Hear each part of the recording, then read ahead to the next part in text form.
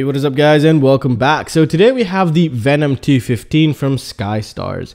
Now when I received this, I didn't expect much from it, to be honest. I just plugged in the battery, didn't check any of the specs, took it out to fly, and to my surprise it was really smooth and really fast actually, and I just enjoyed it that day. However, I do have a couple pros and a couple cons on this whole setup here. Start with the bad first. The bad things that I really don't like.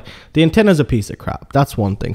But that's easily replaceable because the VTX here takes MMCX. Now this is a 5-inch quadcopter. Obviously it takes up to it says it could take up to a 6S, but I wouldn't put a 6S on there because they're 2600 kV motors here.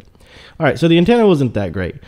Also, they didn't provide me with the connector to connect my receiver, so I had to take the connector for the buzzer and the LED here and use that instead to connect my receiver. Maybe that's just me. I don't know if we'll get that same issue also. Now, the camera, beautiful, but there's one little problem. It's sandwiched way too tight, so you would have to remove the top cover to loosen it, or just loosen a little of the top cover so you can actually move it. Because if you add pressure, you're like, oh no, I'd loosen it from the side. Just a little pressure will get it. You can do one of three things. One, break the front whole plate here. Two, misalign the front plate. Three, you can actually lose your focus, and that actually happened to me. I'm glad they losing the focus, which I had to refocus it again. And once you refocus it, it's a pain in the ass sometimes.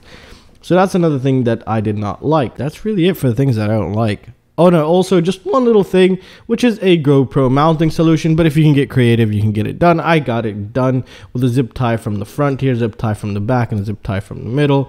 It was good, but it was kind of slanted, but it got the job done.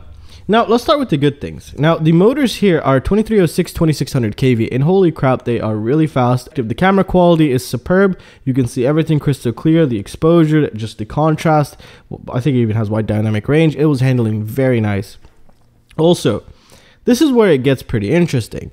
We have an ESC, 4-in-1 ESC, that's fine. We have a F4 flight controller, which is soft-mounted SD card with OSD, and it has ICM gyro. Now, I did not know this while I was flying it, and when I came back and I was checking its specs, that's when I read it, and I was like, no wonder that thing was flying so smooth.